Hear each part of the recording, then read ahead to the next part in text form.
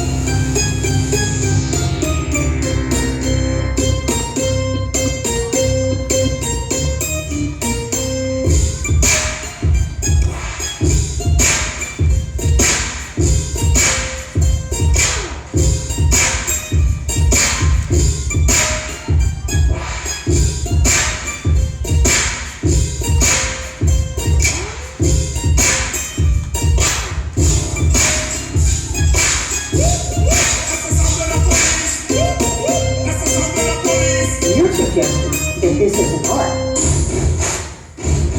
Art. This isn't art. It is vandalism. It's in the light. Graffiti is art.